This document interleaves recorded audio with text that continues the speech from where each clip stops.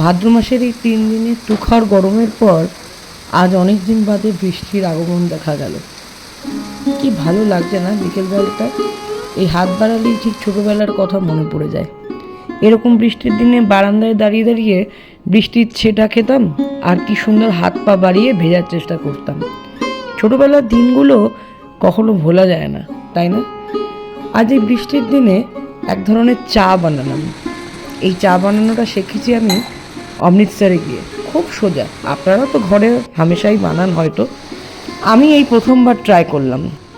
2 cup চা লাগলে 1 cup জল দেবেন, তার মধ্যে একটুখানি দারচিনি, এলাচ, লবঙ্গ দিয়ে আর এক টুকরো আদা দিয়ে ফুটিয়ে নেবেন। জলটা হাফ হয়ে গেলে ঠিক এইভাবে দুধটা দিয়ে চামচ দিয়ে ক্রমাগত নাড়াতে থাকবেন, নালে কিন্তু দুধটা ফেটে যেতে পারে।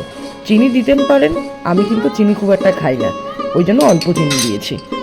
তারপর আমার মতো যারা একটুখানি দুধের স্বর দিয়ে মালাই চা খেতে ভালোবাসে, মালাইটা উপরে অল্প করে দিয়ে দেবেন। যেমন আমি আমার মায়ের কাপে কিন্তু মালাই দিইনি, কারণ মা দুধের মালাই খায় না। এই মালাই চা এরকম ওয়েদারে দুজনে মা মেয়ে বসে একসাথে খেতে খেতে বেশ কিছুক্ষণ গল্প করলাম। মা মেয়ের গল্পের কোনো শেষ হয় না, জানেন তো। আপনারাও জানাবেন কি করলেন